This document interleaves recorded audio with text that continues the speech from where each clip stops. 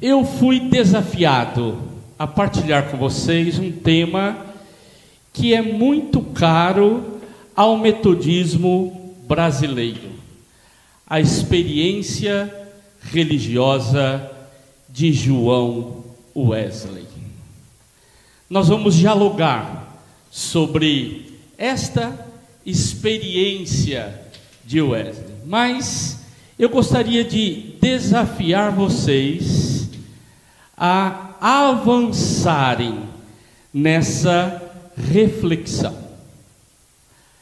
Se você quiser bastante material, se você estiver aí com possibilidade de anotar, você vai anotar aí. Se você estiver com o seu celular e quiser entrar aí, eu tenho um blog muito antigo, que é paulodiasnogueira.blogspot.com.br.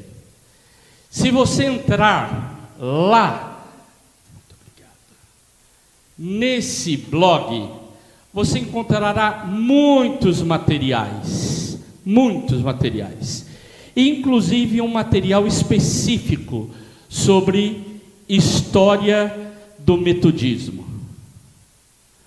Então, muitos materiais à sua disposição. Então é paulodiasnogueira.blogspot.com.br. Inclusive, lá no cantinho em cima você verá um ícone História do Metodismo. Era um curso que eu dava quando era professor no seminário, e está livre para você entrar, fazer, ler. Então, muitos documentos. Então, esse é um tema que eu já tenho caminhado com ele há muito tempo, que é a história e teologia metodista. Mas, quando nos propomos a, num ambiente de igreja, falar de história, a gente precisa de fazer um link, porque eu sou professor de história, né? Eu fiz um curso de licenciatura plena em história, então eu dou aula de história, mas o ambiente aqui, ele é diferente de simples aula de história. Por isso, a gente faz um link com outra área do conhecimento, que é a teologia. Por isso eu quero fazer uma contextualização bíblico-teológica. Por que a gente senta para lembrar a história e a experiência de um homem que viveu há quase 300 anos atrás? Abra sua Bíblia, ou acompanhe aqui o que o texto que eu quero partilhar com vocês poderá nos ajudar. Olha o que diz esse texto de Hebreus, capítulo 13, versículos 7 e 8. Lembrai-vos dos vossos guias, os quais vos pregaram a palavra de Deus, e considerando atentamente o fim da sua vida, imitai a fé que tiveram. Jesus Cristo, ontem e hoje, é o mesmo e o será para sempre. Aqui vem então uma contextualização bíblico-teológica. Por que uma igreja, domingo de manhã, senta para conversar sobre história e olhar lá para o início da sua denominação? Porque é o próprio texto bíblico que diz: olha, aprendam a trazer à memória, lembrem-se de pessoas que foram exemplo, e essas pessoas têm muito a ensinar. Lembrem-se e imitem a fé que tiveram. Aqui, olhem para o fim da sua vida. Não é o fim no sentido de acabar, né? Morreu. O fim enquanto finalidade. Olha qual foi a finalidade da vida dessas pessoas. Olha o jeito que eles viveram. Imitem essas pessoas. E é tendo isto em mente que eu convido vocês a olhar para o século XVIII.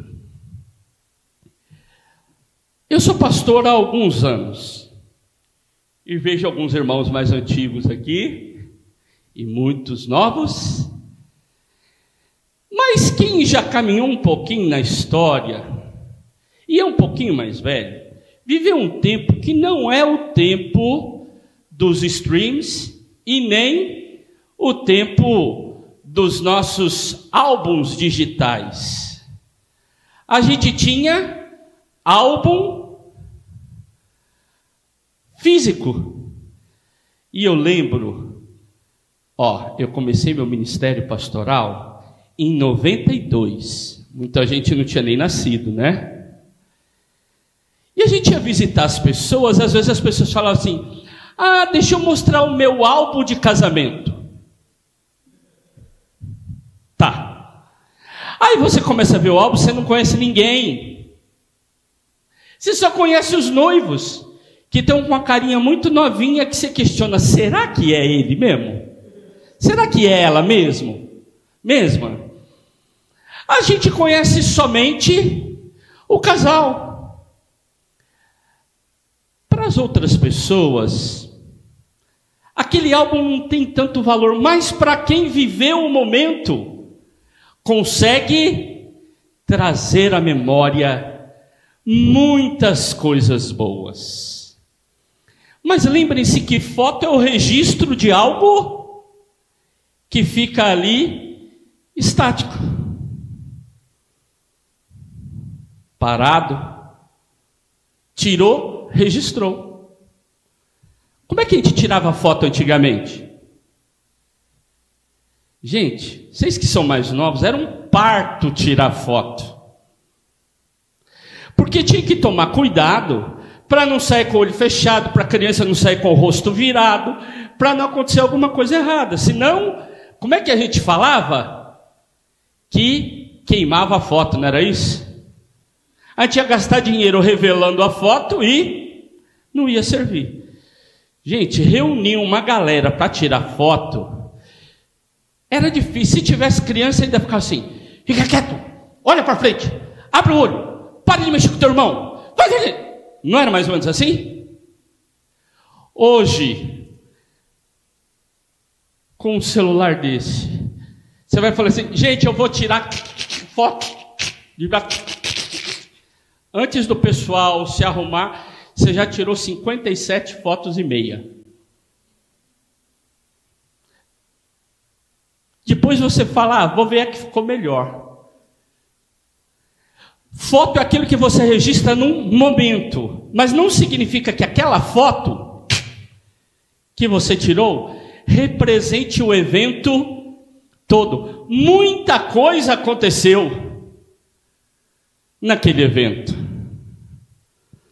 Sabe aquela foto que o tio, que tinha às vezes bebido, tirou a foto e ele estava meio assim, o bigode torto?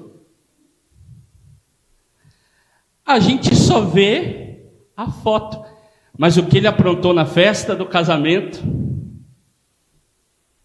só quem estava lá sabia. Foto é algo estático. Falar deste tempo, que é um tempo, vamos dizer assim, vivido por Wesley num dia, ou melhor, numa noite de quarta-feira, 15 para as 9 da noite, e reduzir a vida de um homem que viveu 88 anos, é como tirar uma foto e querer explicar a vida toda da pessoa numa só foto. Impossível. Por isso eu quero ajudar vocês a compreenderem um pouquinho o fio da história desse Wesley. Sabe por quê? Porque essa expressão, dia do coração aquecido, culto do coração aquecido. Encontro do coração aquecido é forte no metodismo brasileiro. .com. No metodismo mundial não há essa ênfase tão forte na experiência do coração aquecido. Isso está ligado a uma vivência na nossa tradição brasileira. E para nós isso é importante, a gente precisa de trazer à memória. Mas o próprio Wesley, ele não deu essa ênfase tão forte na experiência do coração aquecido. Wesley, quando ele vai escrever sobre suas experiências e sobre o metodismo, ele diz assim: o metodismo tem pelo menos 3 momentos iniciais. E aqui eu procurei fazer um resuminho para você ter ideia. Mas antes já tinham acontecido coisas e depois aconteceram. Wesley foi um menino normal. De 1 a 10 anos, viveu na casa dos pais e foi educado pela mãe. Dos 11 aos 17, ele foi para a escola. A primeira experiência lá na escola, e na escola ele aprendeu o que era a matéria de escola. Com 17 para 18, ele vai para a faculdade. E aí, na faculdade, ele primeiro tem um momento como aluno e depois se torna professor. E vive. Que tempo é este da faculdade? É esse em Oxford. Ele vai para lá e lá ele tem algumas experiências diferentes. Ele começa a se reunir com alguns colegas.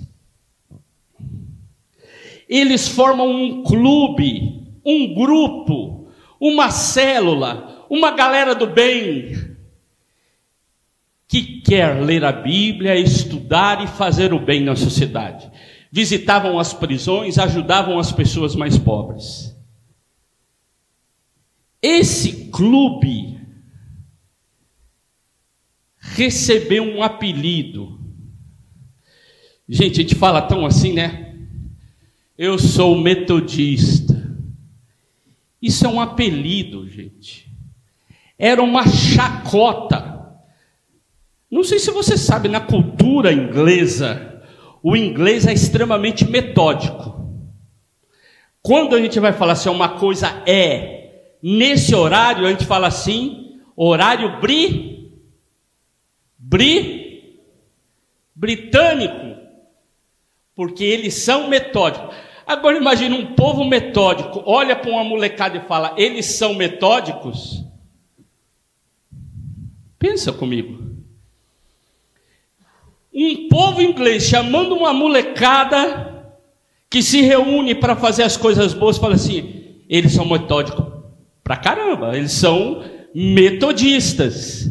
É apelido. Se eu perguntar para você assim, você é cristão, protestante, evangélico, metodista ou crente? O que você responde? O que você é? Você é cristão? Você é protestante? Você é metodista? Você é evangélico ou você é crente?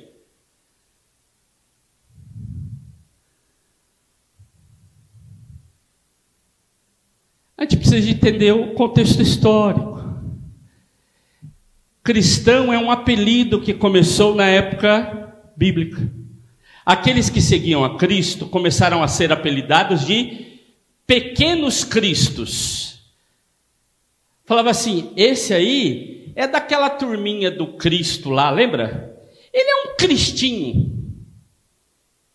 Depois virou nosso emblema. Somos cristãos, seguidores de Cristo. Mas começou como? apelido. Protestante, gente, quem colocou esse nome de protestante nesse movimento não foram os protestantes. Foi o Concílio Católico que falou: esse grupo protesta contra Deus, esses protestantes. Dali a pouco nós absorvemos e falamos: nós somos do movimento protestante, nós protestamos mesmo. Metodista foi a mesma coisa, um apelido que depois vira nome. E evangélico? Século XIX começa-se a pensar o que é que se faz para alcançar os lugares onde o evangelho parece não ter crescido. E dali então começa-se a enviar missionários.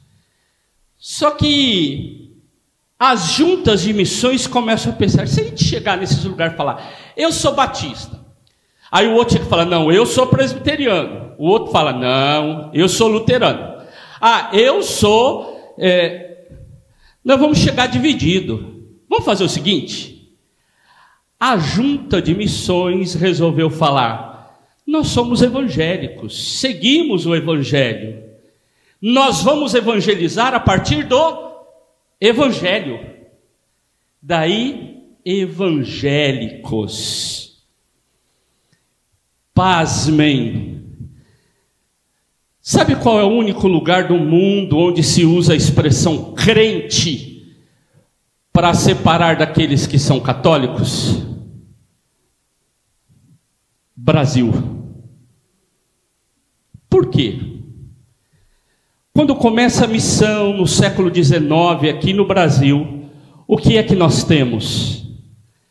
Nós temos uma religião já reconhecida pela sociedade, era a religião oficial, catolicismo romano, e os evangélicos que chegam na tentativa de ganhar espaço, queriam evangelizar e começam a evangelizar outros cristãos que são os católicos.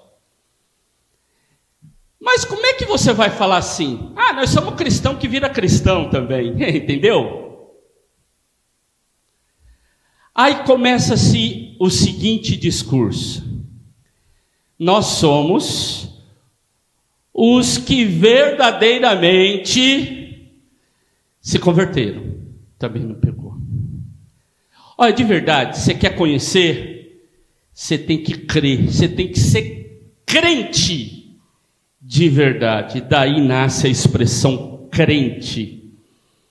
Século XIX, quando para diferenciar de movimentos ou da igreja católica, chama-se essas igrejas protestante, evangélica, de igreja dos crentes. Dá para entender o contexto histórico? As coisas têm contexto histórico. Nós não podemos tirá-la de seu espaço de vida, porque senão é como uma fotografia. Você olha e interpreta do jeito que você quiser. E aí você quer contar todo o evento a partir da fotografia que você viu, mas você não teve acesso ao evento. Para ter acesso ao evento, você tem que estudar e compreender o que de fato aconteceu naqueles momentos. O Wesley, ele tem várias experiências. Antes de Oxford e em Oxford, lá, o que é que ele vive? Olha o que eu separei aqui. Ele leva a sério a leitura da Bíblia e, além de tudo, ele lia comentários do Novo Testamento. Ele era estudioso. Para vocês terem ideia, o Wesley era estudioso e lia a Bíblia na língua original, no hebraico e no grego. Então ele era dedicado no estudo da Bíblia Sagrada. Ali, fala da prática do jejum. Wesley, ele começa a sua experiência jejuando, e chega no momento em que ele fala: eu vou fazer como a igreja primitiva, vou jejuar às quartas e sextas-feiras. Como era o jejum? Na Inglaterra eles jejuavam até as 3 horas da tarde, não comiam nada até as 3 horas da tarde. Esse aí era o tipo de jejum. A gente precisa até de rever leituras sobre jejum, tá? Mas eu estou só citando a experiência de Wesley.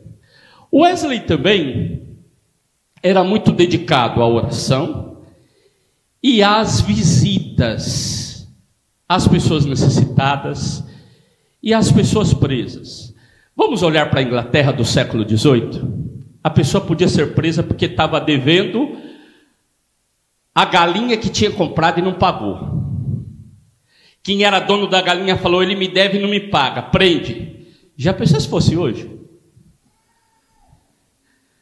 Fala a verdade. Como diz o Evangelho, quem não está devendo que atire a primeira pedra, não é assim? Todas as pessoas estão devendo, ou está devendo para o parente, ou está devendo para o banco, ou comprou a coisa em... Só que antes eles poderiam ser presos. Agora imagina, um pai de família é preso por causa de uma quilera, e ele, preso, não consegue trabalhar para pagar a dívida, e não tem... Como que faz isso? Wesley pagava a dívida, esse grupo pagava a dívida dessas pessoas e ajudavam essas pessoas. Wesley sempre procurou ter uma vida condigna à fé que ele aprendeu dos seus avós e dos seus pais. O pai dele era pastor, os avós dele eram pastores. Você olha para a história, era gente boa que estava procurando fazer o bem. O Wesley estava fazendo isso, em busca de fazer o bem, seguir a fé segundo os protocolos da igreja anglicana. E ele procurou fazer o máximo. Ele estava tão inquieto em querer ser alguém que fizesse a diferença, ele estava tão inquieto para responder às suas angústias espirituais, que ele falou: eu vou mesmo fazer missões. Ele colocou a Bíblia debaixo do braço e falou: partiu Savannah, e foi embora para os Estados Unidos. Tirou uma foto lá no navio e falou para a família: partiu. Ele foi evangelizar os índios. Ele pensou que ele chegaria lá e os índios fossem como crianças. Eu falo, eles aceitam, .com. Só que quando ele chega lá, veio a frustração. Ele não conseguiu ganhar um índio sequer. Pelo contrário, ele levou foi um samba, do ponto de vista de discussões teológicas dos índios. Ele então ajudou os luteranos. Ele ajudou um monte de denominações que tinham lá, porque ele era inteligente e falava várias línguas. Vou contar uma fofoca do Wesley, vocês não contam para ninguém.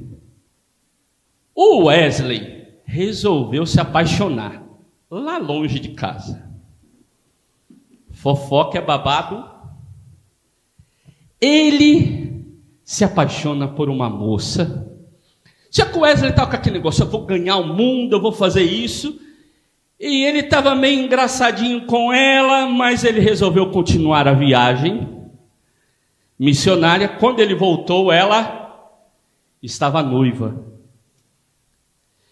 Imagina o que o Wesley sentiu, pensou, viveu. Mas aí acontece um fato.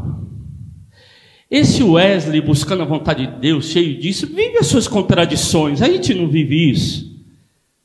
O próprio apóstolo Paulo não falou assim: o bem que eu quero fazer eu não faço, o mal que eu não quero está sempre diante de mim. Quem é mais antigo lembra, ó céus, ó vida. Quem lembra? Lip Hard, né? Desenho. Os mais novos nem tem ideia do que eu estou falando.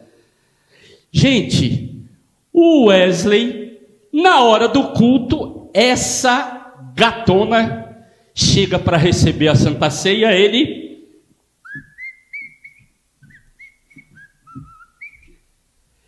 recusa a ceia para ela. Gente, isso deu pano para manga. Ele precisou de ser levado para ser julgado. Só que antes de ser julgado, o que ele fez? Vazou. Partiu Londres de volta. Foi embora. Se em 1736 ele foi para lá tentando fazer as missões, ele volta em janeiro de 1738 frustrado. Não conseguiu fazer o que ele queria, não deu certo aquela paixão, ele teve que sair fugido. Imagina emocionalmente como está essa pessoa. Assim como eu e você, que queremos tanto fazer as coisas de Deus, mas tem contratempos na vida da gente, não é isso? Tem hora que a gente fala, mas por que comigo, Senhor? Eu sou gente boa, não é mais ou menos assim? Olha aqui, sou eu. Mas as contradições acontecem. E na vida do Wesley não foi diferente. Ele viveu suas contradições, suas angústias, suas dificuldades. E aí então, ele volta para a Inglaterra, só que ao invés de ir para Oxford, ele vai para Londres. E em Londres, ele... Na viagem, alguns pode ser que se lembre de uma história. Na ida, ele fica com muito medo de morrer. Olha o que os moravianos, né, eram um grupo de pessoas de muita fé, viviam. Eles tinham tranquilidade no meio da tempestade em alto mar, todo mundo cantando e orando. E ele, que era pastor anglicano, estava morrendo de medo. Morrendo de medo de morrer, olha só. Ele estava assim. E aí, ele volta e conversa, depois de 2 anos, quando chega em Londres, com um líder desses morávios, Pedro Bowler. E o Pedro Bowler fala, você está precisando de uma experiência boa, rapaz. Você é gente boa, você tem boas intenções, mas você está precisando, redundância, de um plus a mais. Você está precisando de algo a mais. O Wesley, então, cheio dessas contradições, tristezas, querendo servir a Deus, continua seu trabalho, sua missão. Mas no dia 24 de maio, sabe o que é que acontece? A gente só fala do que aconteceu às 8:45 da noite, mas ele teve um dia inteiro. Você sabia que nesse dia ele escreveu que acordou às 5 horas da manhã, como era de comum, e leu a Bíblia? Depois, na hora que ele estava para sair, ele leu a Bíblia de novo. De tarde, ele foi numa igreja a pedido das pessoas para levar uma reflexão. Mas na hora que chegou de noite, uns amigos dele disseram assim, vamos lá, na rua Aldersgate, vai ter uma reunião, tem uma sociedade lá, tem um grupo, vamos lá, é muito legal. O Wesley narra esse momento da seguinte forma. O que ele diz aí?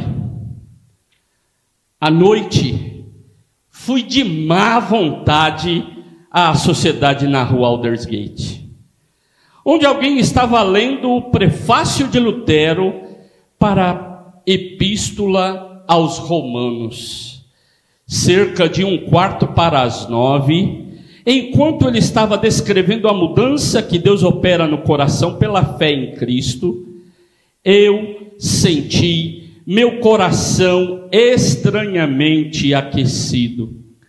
Senti que acreditava em Cristo, apenas em Cristo para a salvação.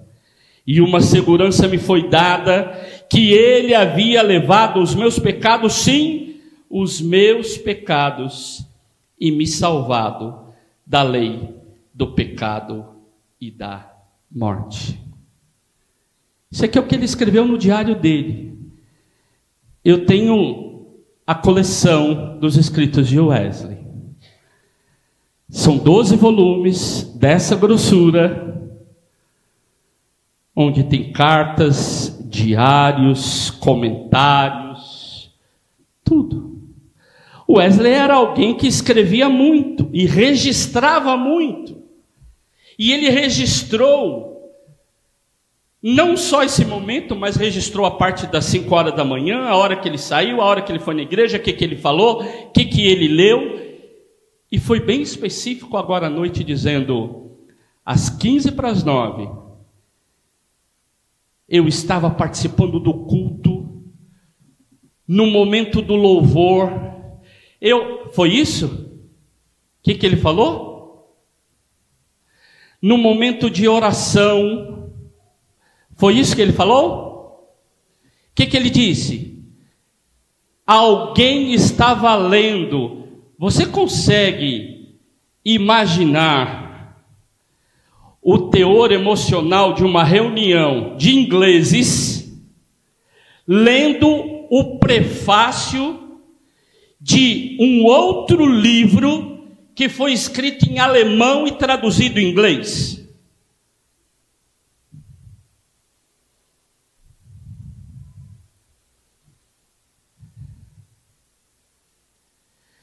Eu sou alguém da área da comunicação. E quem trabalha com oratória sabe lidar. E eu diria, a gente sabe lidar com as questões emocionais e com as questões racionais. Com a mudança da voz, com o tempo. Então não precisa de transformar em questão religiosa. Uma pessoa que sabe contar piada porque ela domina essa comunicação. Uma pessoa que conta causo, quem lembra daqueles causos mais antigos? Tem gente que conta causo e a gente fica assim, ó. Nós podemos fazer uso da nossa linguagem, do nosso jeito, para causar sensações nas pessoas, se quisermos. O perigo é quando se quer forjar uma experiência profunda espiritual a partir de mecanismos que são totalmente humanos. Quando se quer induzir o outro a uma experiência profunda com Deus, a partir desses mecanismos, você pode gerar nas pessoas sensações, mas experiência com Deus, somente o Espírito Santo de Deus. Por que eu estou chamando a atenção disso? Porque a experiência de Wesley não foi num lugar comovente, cheio de busca de fala e induções emocionais. Foi lendo o prefácio de um livro complicado. Se você já leu algum livro que é tradução do alemão, você sabe o que é ler um texto complicado.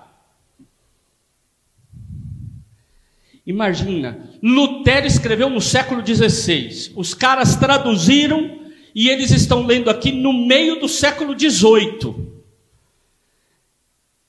Olha, o cara tem que ser muito bom de leitura para ler o texto de outro e causar emoção. O que levou Wesley a ter o seu coração aquecido não foi um momento cultico, foi a ação do Espírito dando respostas às suas angústias. Ele tinha medo, ele não tinha certeza, ele não tinha convicção. Uma simples leitura comentando o texto bíblico traz a resposta ao coração de Wesley. Nós podemos ser bons em manipular o que nós quisermos manipular como igreja. E a igreja, infelizmente, em muitos lugares, as várias denominações querem manipular o jeito das pessoas experimentarem a graça. Não é possível. Nós podemos facilitar, apresentar caminhos, mas levar a essa impressão jamais. Wesley, ele não tem uma transformação simples, momentânea. Ele vai dizer: eu senti meu coração aquecido, senti que eu tinha agora certeza, eu vivia pela graça. Esse é o marco da teologia metodista, a graça. Graça. Você não tem que fazer nada, você já recebeu. Esse negócio de a gente achar que eu vou fazer é coisa de outra forma e outra cultura religiosa. Não é do povo chamado metodista. O povo chamado metodista acredita: Deus me alcançou em Cristo com a sua graça. O que eu faço é resposta. Não tem nada que eu faço para poder agradar, para conquistar. E tem hora que a gente está pensando que se eu não fizer direito, Deus não vai. Graça é graça. Entra, vamos dizer assim, entra nessa vibe e curte. Viva isso, mas de forma comprometida. Olha lá, há uma transformação existencial. Gente, Wesley nasceu em 1703, beleza? A experiência dele foi em 1738. Quem é bom de matemática, quantos anos ele tinha?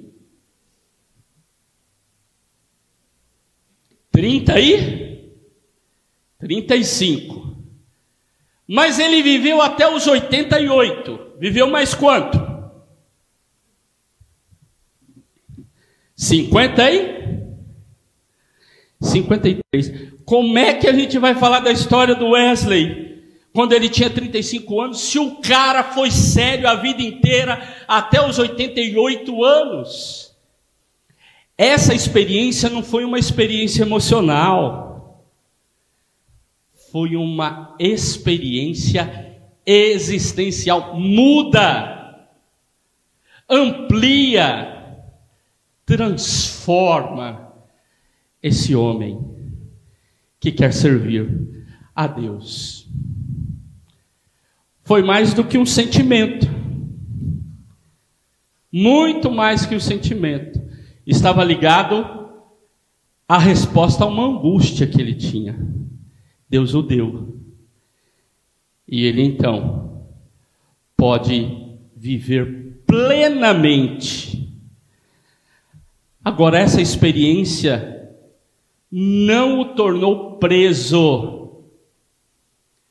O problema de se submeter apenas a sentimentos ou a questões emocionais é que nós queremos cada vez mais, tal como droga, uma emoção mais forte. Nós vivemos na área da sociologia, nós vivemos trânsito religioso. Muita gente que sai dessa igreja que vai para outra, da outra que vai para outra, da outra que vai para uma e da uma que volta para outra.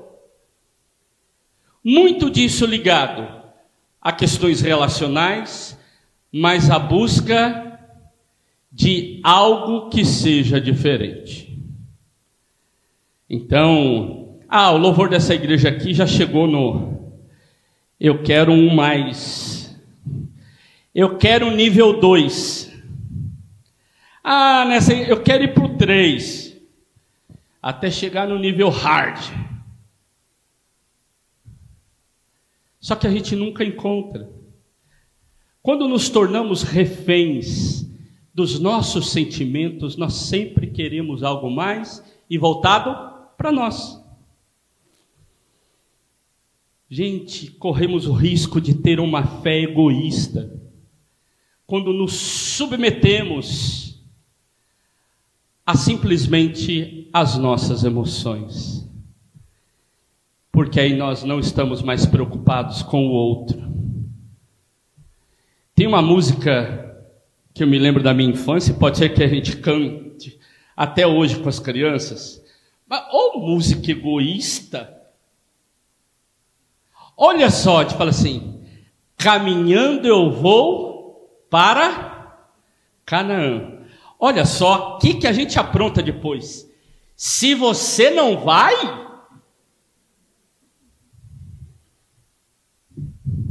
gente do céu, se você não vai,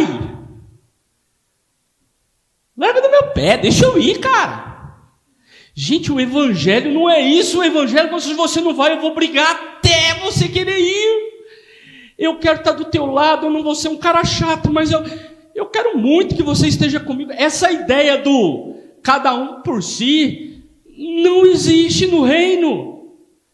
O reino é a luta por aquilo que é social, por aquilo que é coletivo, por aquilo que leva o outro a essa experiência também.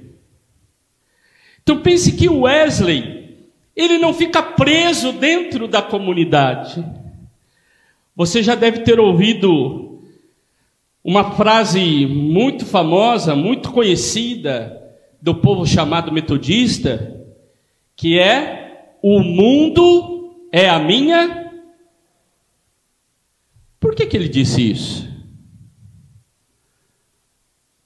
Imagine, o Wesley vive todo esse momento, ele é um pastor anglicano, ele leva as coisas a sério, e ele começa então a fazer alguns trabalhos na tentativa de levar essa comunidade a novas experiências.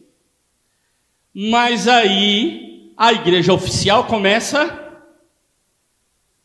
a cortar. Gente, tem cada anedota e cada história do Wesley. Tem uma história o seguinte, porque aí o pessoal começou a detonar o Wesley, né? Os párocos das grandes igrejas. Aí teve um dia que o Wesley conseguiu pregar numa grande igreja. E aí o bispo daquela igreja, quando terminou, conversou com o padre do lado. Que belo sermão. Ele falou: esse daí é aquele Wesley que o senhor falou que a gente não deve ouvir. Aí o bispo respondeu: pelo menos pregou um bom sermão hoje, né?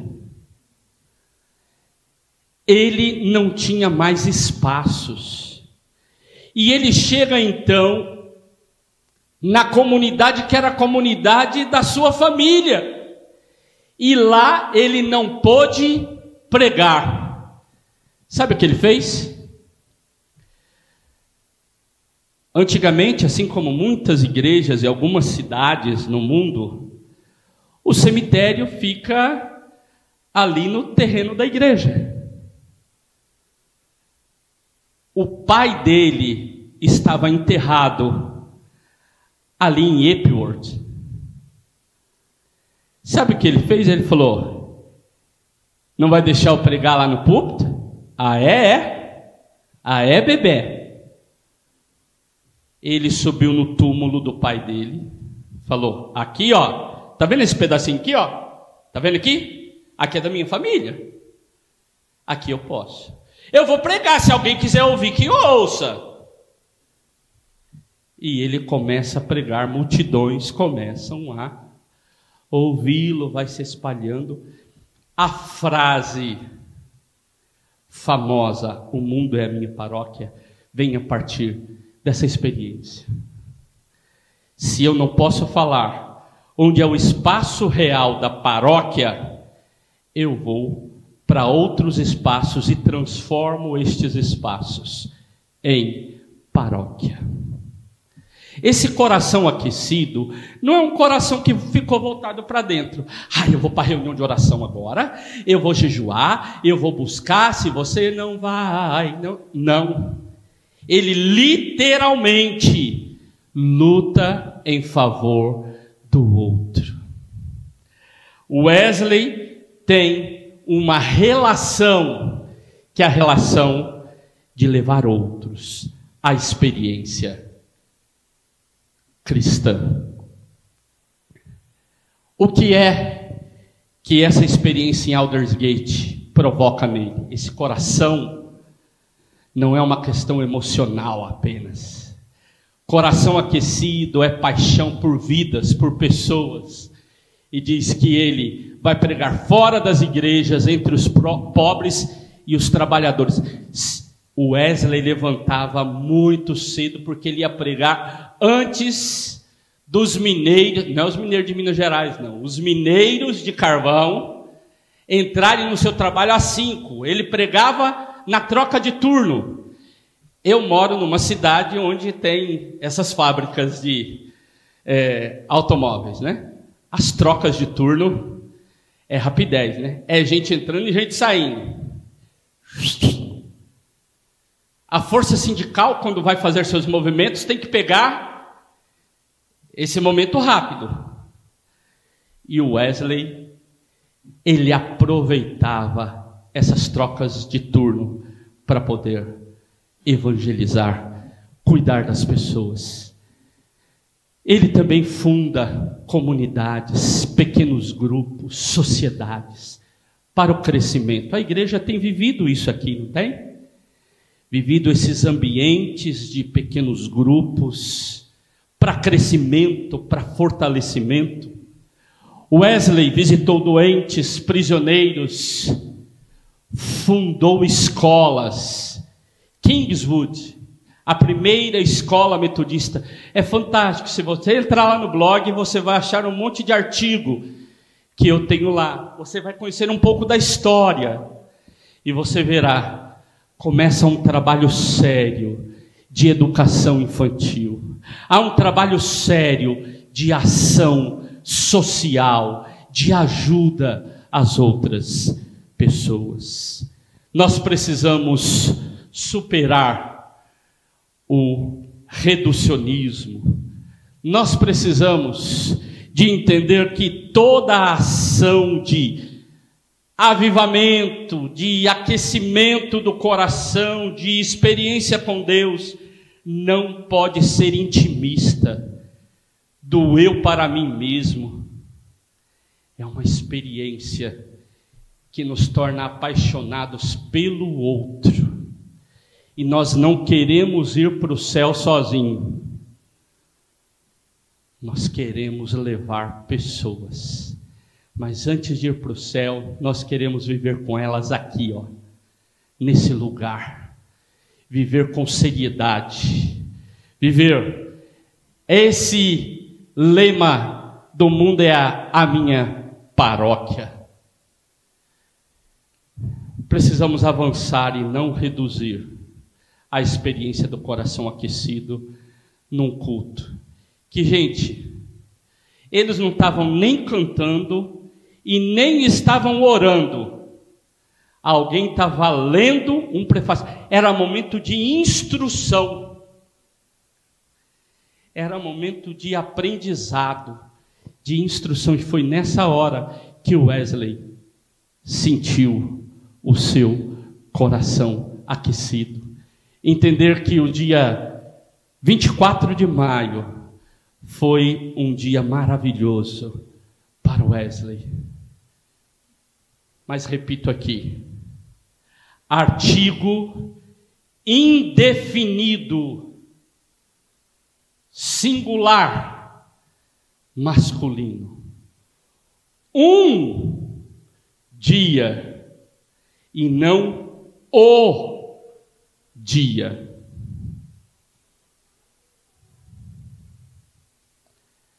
Nós temos muito a viver com Deus e não podemos transformar uma experiência apenas, um momento apenas,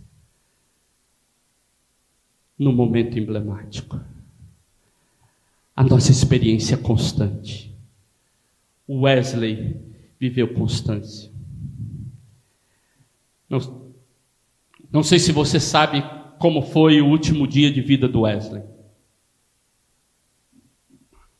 Nós temos gravuras. Eu não coloquei aqui, vai lá no blog que você acha. Wesley está na cama, cheio das pessoas ao redor da cama dele, cantando, orando. E Wesley vai para os braços do Pai, acompanhado e vivendo a sua fé. Não devemos buscar uma ou a única experiência. Somos chamados a viver a constância de um coração aquecido. Esse coração que foi aquecido, e aí eu não sei como que foi o seu momento de coração aquecido, como nosso irmão Pedro colocou. Pode ser que alguns já tenham experimentado, pode ser que tenha outros que experimente hoje, pode ser que tenha outros que experimente daqui uns dias. A pergunta é como manter essa chama acesa. Tem uma música, eu acho que era de um grupo chamado Milad, antigo, que dizia: Senhor, mantenha essa chama acesa e não a deixe apagar. Não basta querer uma experiência emocional de um coração estranhamente aquecido. É necessário se abrir para que Deus o aqueça em todos os momentos da história. Wesley caminhou em cima do cavalo dele, cavalgou milhas e milhas, pregou muitos e muitos sermões, visitou muitas e muitas pessoas, e ele dizia que não é possível uma santidade pessoal sem uma santidade social. Pensar só em si é egoísmo. Pensamos no Evangelho, que é para todos. Celebrar o dia 24 de maio, nós estamos aí no mês da experiência de Wesley. Mês de maio é um mês cheio de atividades na Igreja Metodista. É mês das mães, é mês das noivas, não é isso? Que também é mês de um monte de coisa, dentre isso também, dia do seminarista, que foi, a Cláudia foi até há pouco tempo seminarista, então era dia do seminarista. Agora, pensar uma experiência do dia 24 de maio, uma celebração, reduzindo ela apenas a uma sensação momentânea, é reduzir, é empobrecer, é apequenar a ação de Deus na nossa vida. Que a Igreja Metodista em Campos Elíseos seja uma igreja onde homens e mulheres, estando com os seus corações aquecidos, ajudam a aquecer outros corações. Convidam outras pessoas a viverem essa experiência da vida comunitária, do coração aquecido. Não basta viver a sua experiência. Deus te chamou para levar outros a experimentarem essa experiência. Outro cântico antigo, aqui é uma galera mais nova, né? Aí coloca um velhinho para falar. Lembra aquele tiozão que veio falar na escola dominical? Mas tinha uma música que dizia assim, era do Carlinhos Félix: quero voltar ao início de tudo, encontrar-me contigo, Jesus. E aí no refrão, quero voltar ao primeiro amor. Eu quero terminar essa aula, essa exposição. Se vocês quiserem mais um momento de partilha, de perguntas, me coloco à disposição. Mas quero concluir dizendo que você tem a oportunidade, dia a dia, de dizer: Senhor, eu quero ter essa contínua experiência contigo. Eu quero voltar ao primeiro amor. Eu quero voltar ao meu coração aquecido. Se ele está um pouquinho mais resfriadinho, Senhor, aquece. Senhor, faz de novo.